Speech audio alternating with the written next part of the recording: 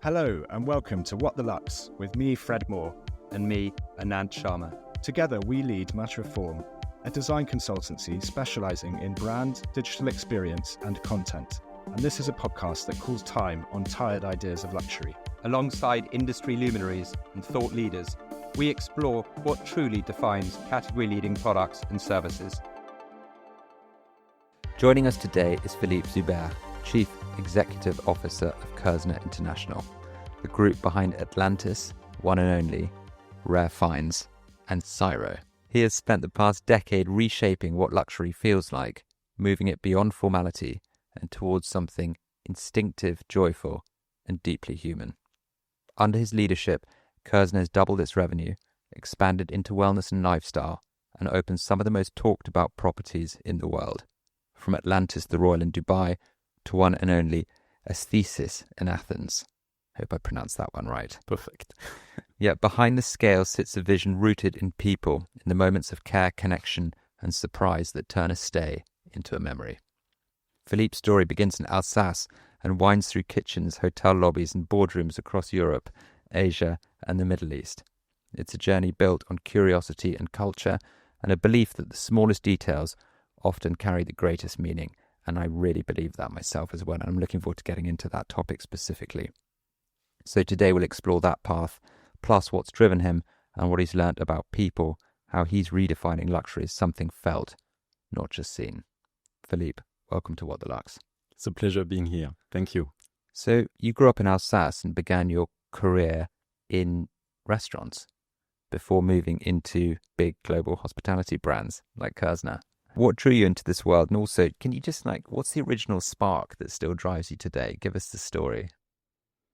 The spark is meeting people.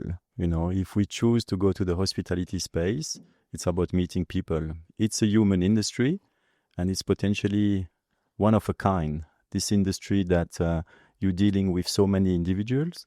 And I like hospitality because potentially amongst all the industry that you have to deal with, and, you know, we're very lucky to being able to explore many industry. The number of functions, the number of people that you deal with is the largest one in hotels in our industry. So give you an example, in a hotel, you're dealing with gardeners, you're looking with revenue manager, marketing teams, any functions that you have within the hotel, from the chef, the cooks, the commis, the people working at the procurement, the marketing departments. It's absolutely incredible. If you're calculating, you have different functions in a hotel, it's up to 50. And that gives you such a unique opportunity to learn. Every day you're learning with someone that have unique skills in a space that is very specific. And all of those skills have to align and work together. And I think it's unique and very rare to have so many nationality within one space and so many functions. This is what hospitality is all about, you know. So that's what I like it so much. And one day you cannot have one day without learning something. I mean, I couldn't agree. What it takes to run a business where you have to inspire the cleaner as much as you do the C-suite. And in fact, do you know the Jack Kennedy story where he bumps into a cleaner at NASA?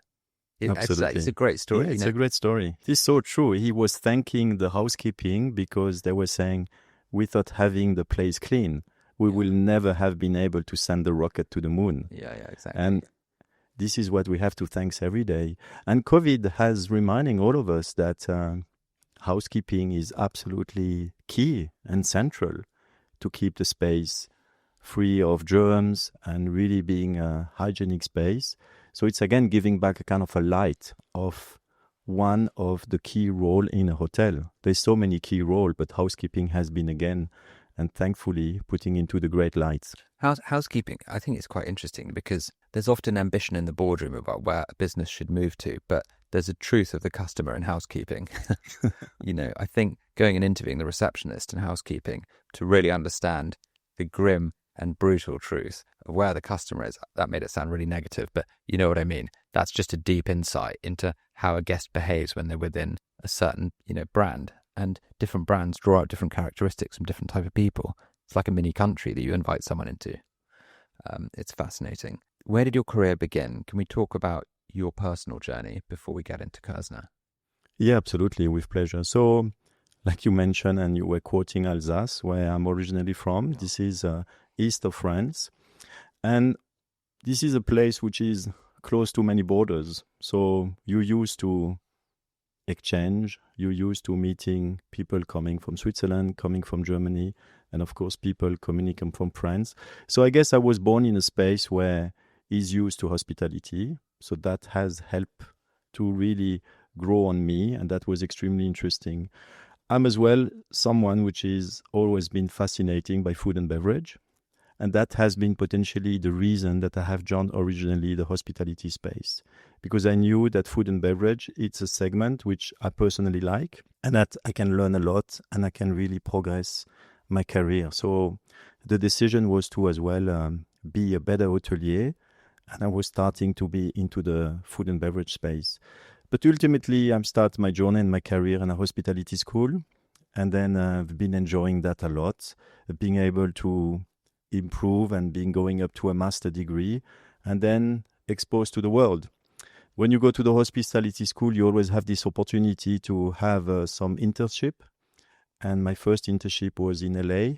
So that was for me an opportunity as a young boy from Alsace to explore US and to have and to see what the US back in the day was meaning to all of us. And that was absolutely mind-blowing for me. And again, an eye-opener. And my second internship, I decided to go to Hong Kong. So I have decided to go to the most extreme space. Diametric opposite ends. Exactly, and to get maximum of insight. And what I can advise to anyone is that take maximum of risk on your internship, get and discover, go to space whereby you really expose yourself outside of your comfort zone. And that was really interesting to me. You talk about your internships. I think it's interesting when you get a view on what an internship was like, or what kickstarted someone as senior as yourself's journey and career. I think it can be quite inspirational to people. So what are the warts and all of your internship? Can you just give us a little bit of an insight into that? So those internship is really to, first you have to get accepted, and fun fact is that back in the day, I was not speaking English. And to get accepted to an internship in the US without speaking the language is pretty difficult. So you have to be very smart, and you have to understand how to push the wall and how connection helps. And this is something as well that is potentially a learning as well, is that you need to have a network and you need to be connected in order to open doors. And then after you can help people to open doors as well. You have to give back. But my first internship was absolutely to a friend, which has opening the doors, and he was lying on my behalf that I can absolutely speak English.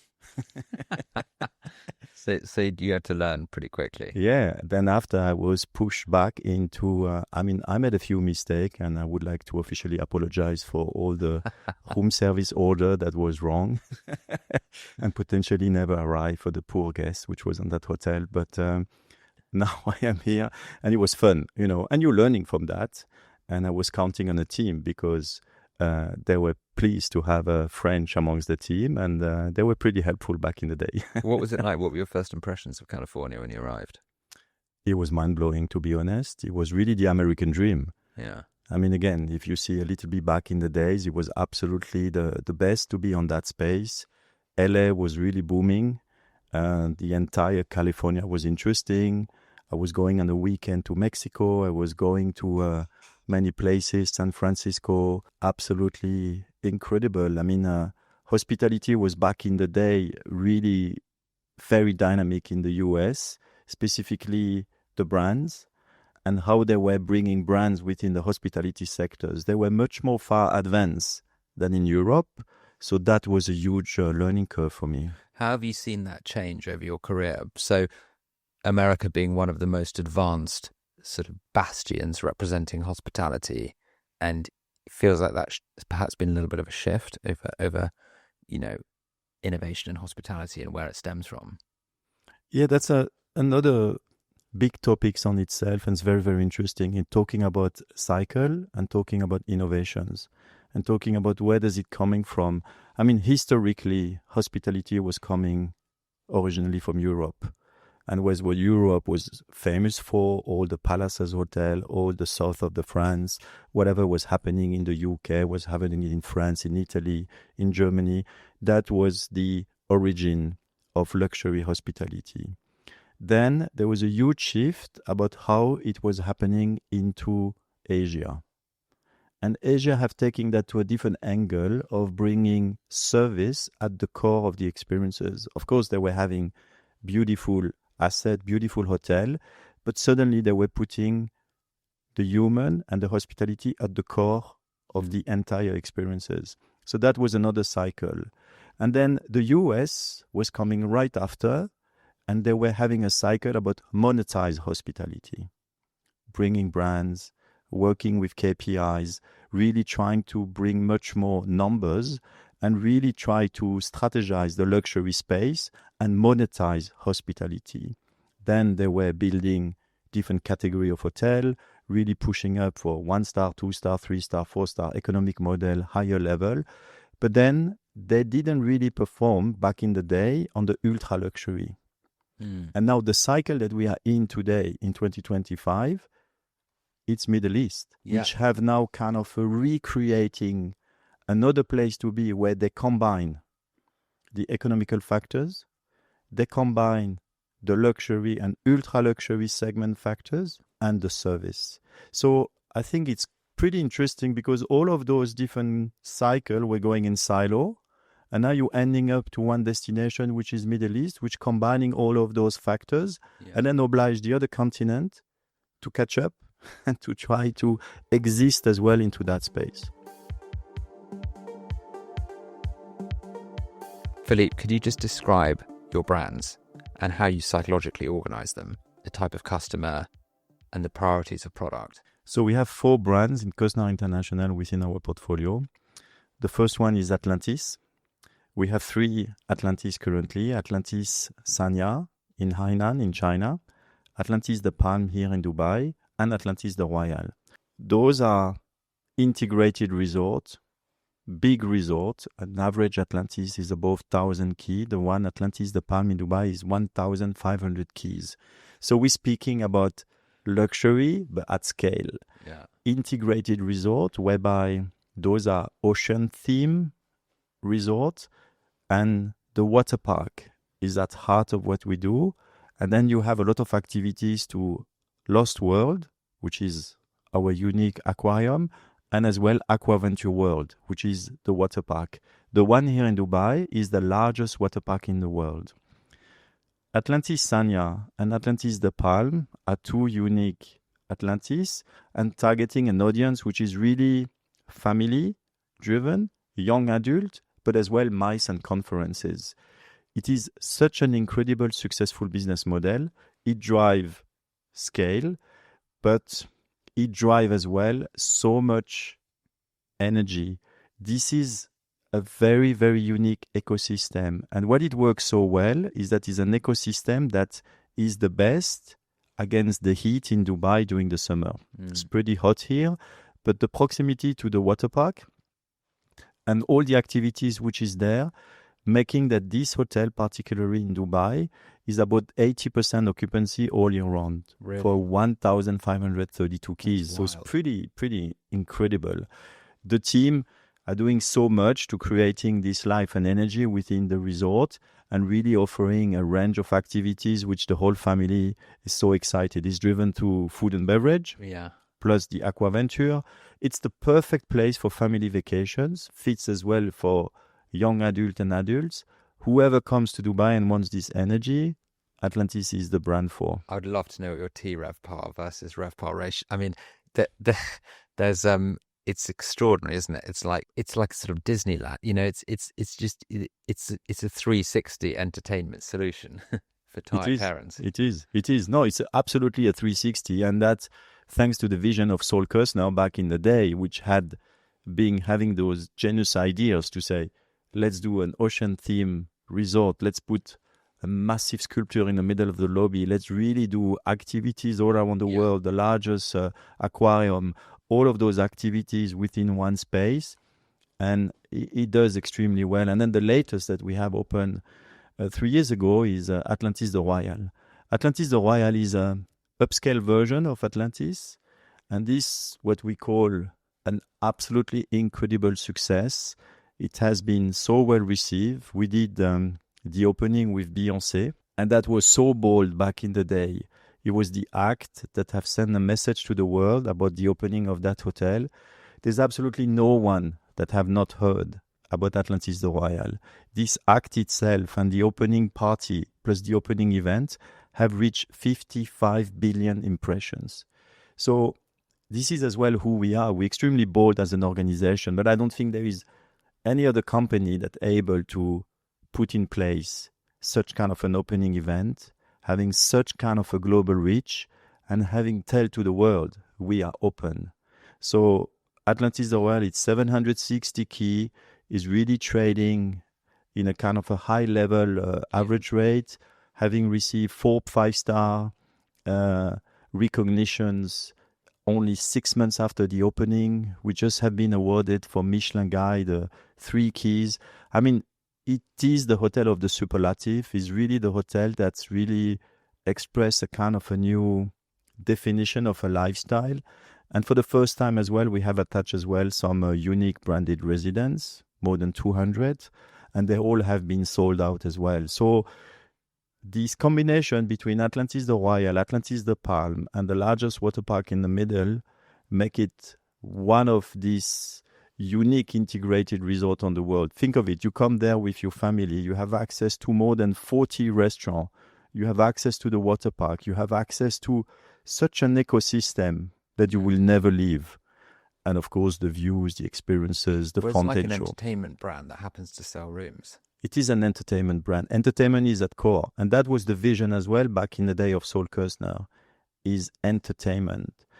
And even F&B back in the day was eat entertainment. It was not only dining for dining. It was an element of show. It was an element of interaction. It's at core. It's on everything that we do. We're so far up Maslow's hierarchy at this point that it's hardly surprising that dining is theatre, and that sort of element of theatre is also, you know, not sincere theatre, but entertaining theatre as well. So true. You know, I think it's important. So true. So that's a unique brand, giving us scale, giving an extremely unique opportunity to have so many talent within those ecosystems, from lifeguards to anybody looking after the marine life, and the sustainability element, which is very, very strong amongst those property. Then we have One&Only.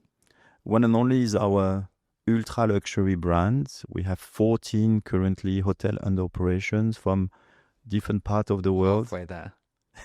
Halfway there to the 35. But we have a strong pipe, and we're extremely excited. We have really what is the origin of the DNA of One&Only is beach destination. One&Only Retira, One&Only Le Saint-Gérand, One&Only Esteses, One&Only Kea. And then we have as well some what we call nature destinations. We have 2 lodges in Rwanda, which are very unique, give you access to spend 1 hour with a family of gorilla. This is a lifetime changing experiences. I can only advise to whoever, you'll have to do it. I have myself done it several times. Have you? I have brought family members, my own children's, my wife, my mother's. Each time you go there is 100 point. Really? You really Lucky Philippe. Absolutely. You can absolutely. But I mean, you make even additional credit. So unique is these experiences. The things that you can never ever buy is these interactions and this unique approach and the setting that with the team we have curating around that. So it's exciting. We have a hotel in Mexico. We have a hotel in South Africa. We have a hotel in Montenegro. So One&Only is a brand which is a global brand, expanding pretty significantly, but at pace, because we want to control the quality and we want to control the destinations that we are going in. We just signed Fiji. This is a new destination which we're pretty excited. The location looks stunning. It's out of this world, and I think that we cannot wait to share more information about that one, but that will be really, really special. We as well doing something that we like is to surprise our audience and our guests. We have announced Hudson River outside of New York in the US. This is as well a very beautiful destination. It's just next door to the CIA, the Culinary Institute of America, and the place by the river is absolutely outstanding. It's 45 minutes away of Manhattan, but this is who we are as a brand, meaning unlocked destination. It would have been cliche to be central New York. No, we're going outside into a space which is so beautiful, so unique, which have 4 seasons, and really complemented very well. The one that we open very soon is the first alpine resort in Montana in one and only Moonlight Basin. I'm working on this project for the past 8 years. This is a gems. It's so special. And first time we're going into alpine. But the beauty about Montana, it's almost most popular during the summer than it is during the winter, with fly fishing, with outdoor activities, access to the Gulf. But it's a ski in, ski out. It's a place that gives you access to Nordic ski, alpine ski, with all the ecosystem that we have creating with one and only team. It's out of this world. It's really special. So cannot wait to have guests finally passing the doors. We're opening very soon. So this is one and only.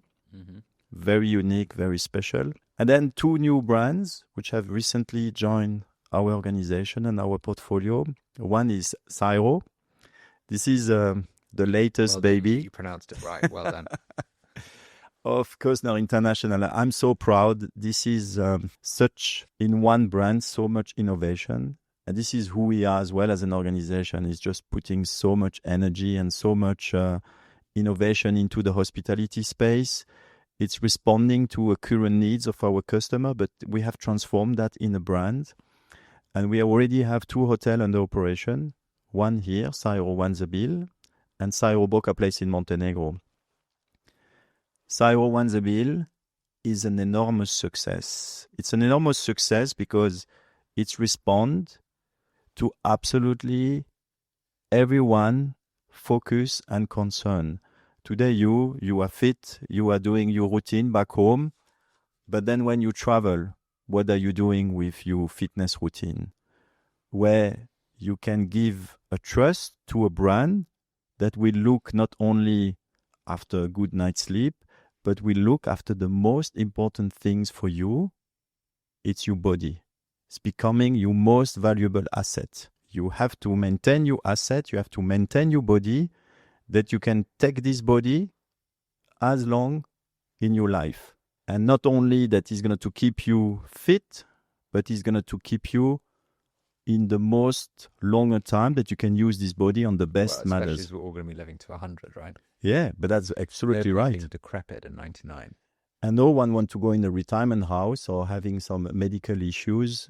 So SIRO is the ultimate brand that gives you access to an ecosystem which has been developed under the 5 pillars of biohacking, and to give all the knowledge that you need to keep your asset and to keep your body on the best condition. So the 5 pillars are very simple, are the one everybody knows and comfortable with, is nutrition, is sleep, is recovery, is mindfulness, and is fitness. All of those 5 pillars has been putting into a 360 journey that you have access. But the beauty about SIRO, it is not a retreat. We are not imposing anything on you. You are in control because you already have a good knowledge of your body, and your nutrition requirement, Anant, versus mine are totally different. So there's no way that I can define a restaurant that's going to please you and please me. But I know that you potentially need later today certain level of protein, and that you will be eating very light for dinner, and then you select what you want, and we're not imposing anything. If you want to have a glass of wine, you get a glass of wine. We are not into a concept that impose anything, but we want to stimulating on you some learning that wherever you go and stay into a SIRO, when you go back home, you're a different person. Obviously, you've got to codify the spirit of a thing to scale it. But if you make the thing too transactional, you like optimize the spirit of hospitality out of what you're actually delivering. And for the ultra luxury segment, you're basically trying to push water upstream. You're turning something that is supposed to be about heartfelt, intuitive, surprising service into a transactional relationship. And you're dealing ultimately with the client who's looking for a value reference to establish whether what they're receiving is worth the premium they're paying for it. And it doesn't matter if that's a macchiato or a Maserati. That's how people think, Do you think America has struggled to deliver ultra-luxury hospitality today because of turning it into too much of a business? I think we're touching the core about who we are at Kerzner International and what we're doing and how we exist, is that we have really brought the ultra-luxury space into an emotional approach. And in hospitality, and specifically on the ultra-luxury space, it's all about experiences and bringing emotion to the entire experiences. And when it's too transactional, and when it's becoming too more kind of a return, and any transaction is turned to loyalty point, and you really just only want to gain points rather than to gaining the real loyalty and the emotional connection with the brand. Car crash in hospitality, I think. I kind of agree there. And is the monetizing of the points has really creating a kind of a parallel ecosystem, which have taken the customer experiences away of what really matter to the guest. So I think there is a space where we are in, whereby the relationship with the customer, the experiences, and the desire for the guest to coming back and to booking back is really, really the priority. So I think we are into a transition now into the world of hospitality, whereby different elements come here into place. First, the competition is extremely fierce, and there is more and more hotel, and the guests have access to more and more opportunity. So that has obliged everybody to step up and to do a better job. And that's pretty interesting. And I think we are now into a time that the quality is getting higher all around the world. Now, people know as well exactly what they want, because they have been traveling so intensively over the past 5 years, post-COVID, that the level of expectation and the knowledge for the customer is sky high. It's never been that high.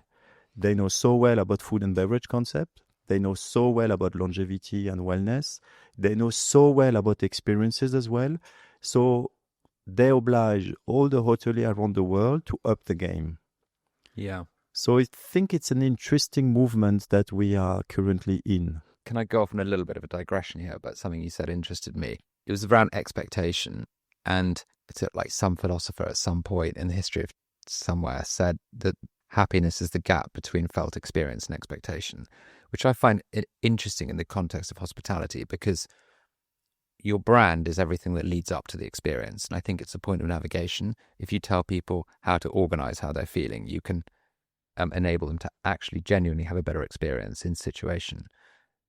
But also, we do live in a world of fairly high expectations and of postcard perfect versions of what people think they might receive when they arrive, which is like a tension. It's a at times unhealthy tension, actually, which is you need to make what you do compelling and sell it effectively, but you need to leave something for the it needs to be relatively better than what the expectation is, because that's what creates like a supernormal return on emotion.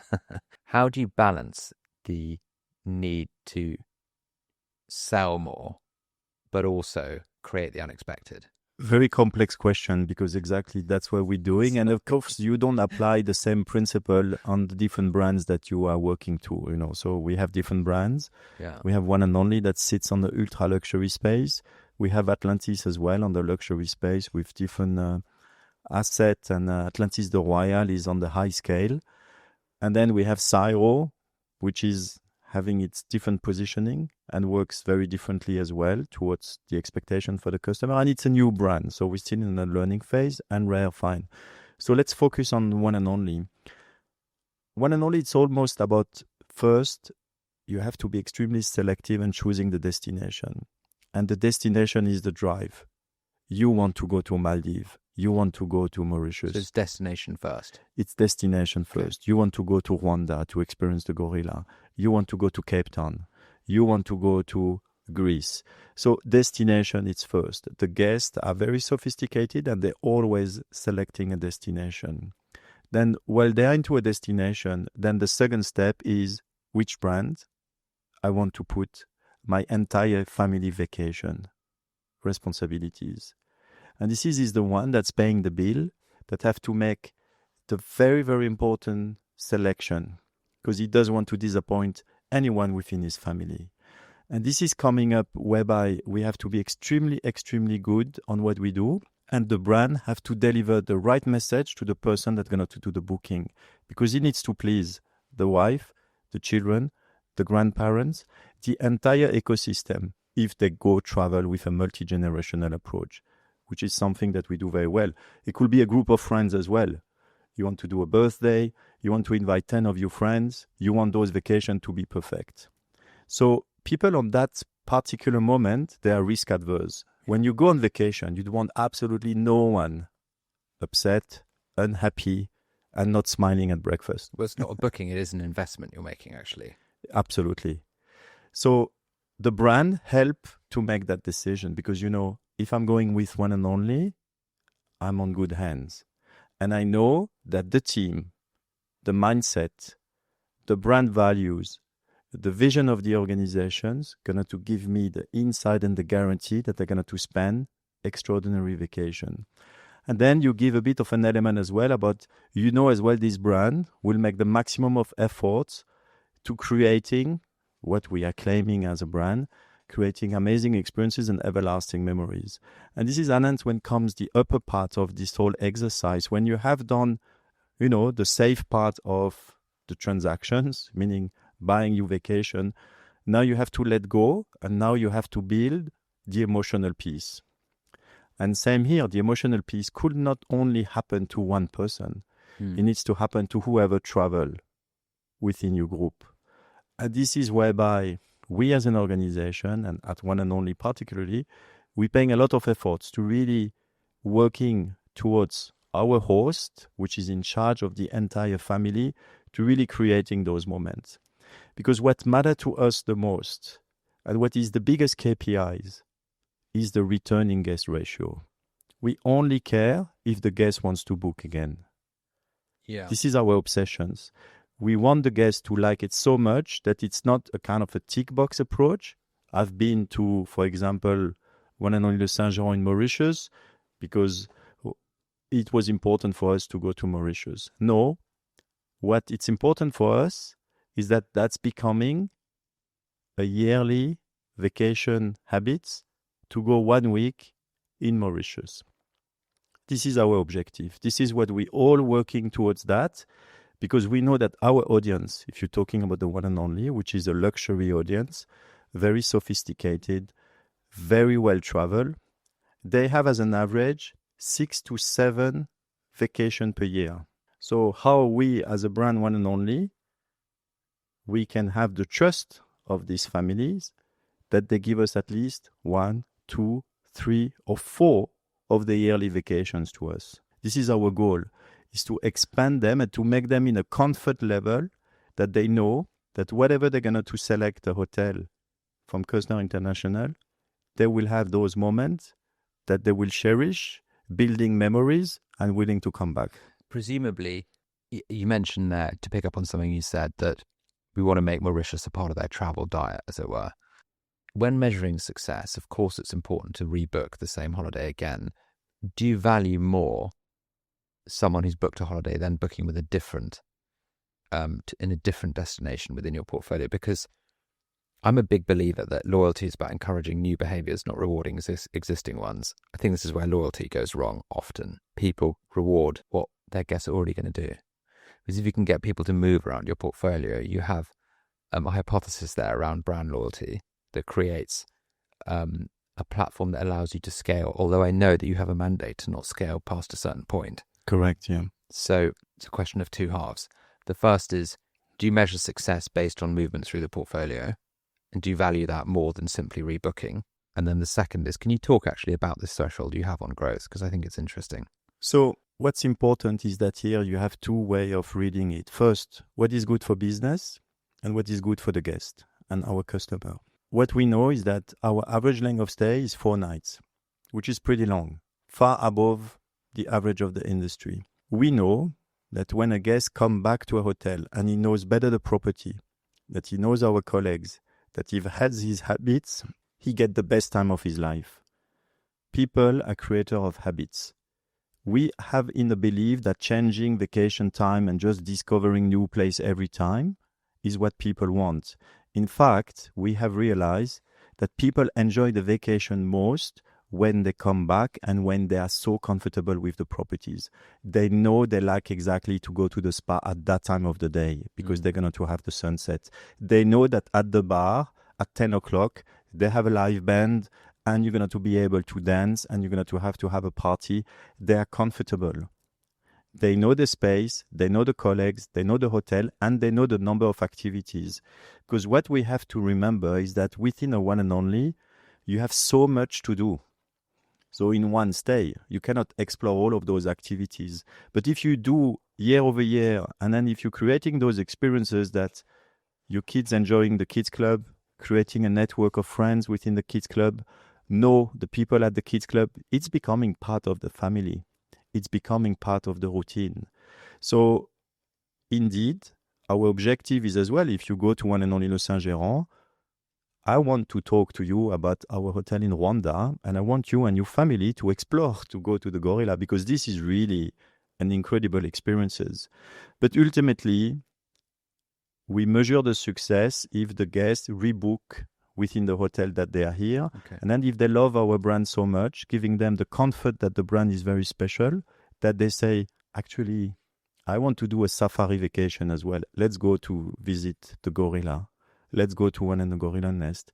Oh, I heard that there is a hotel in a ski now, Alpine Resort. Let's go to Montana. Let's go to One and Only Moonline Basin.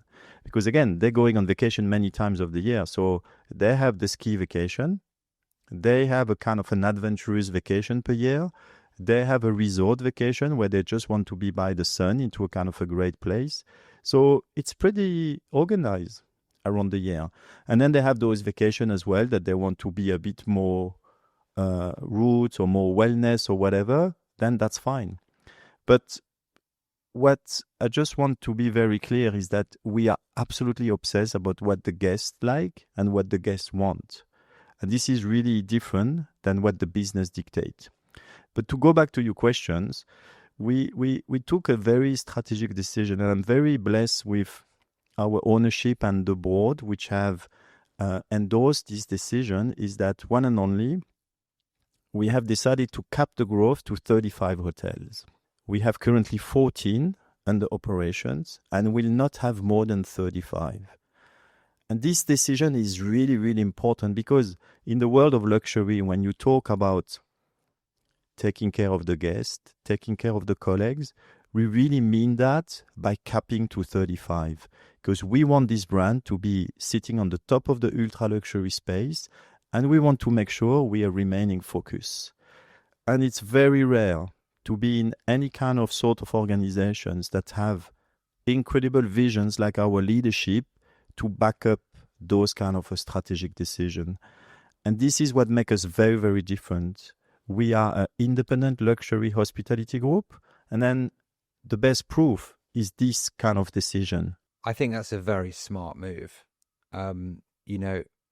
If luxury in a world that is becoming increasingly commoditized is about rarity, then having a mandate from the very top to limit growth, perhaps who knows in the future to create new diffusion brands or ultra luxury brands or new ways of pollinating equity from one brand portfolio, portfolio properties within a brand into the next. That's a smart move, but to overexpand is folly, I think. And I think that there'd be many to do well to learn from that. Can we talk about Rare Finds? Yeah, absolutely. Rare Find is our fourth brand for Kerzner International. Just has been recently being launched.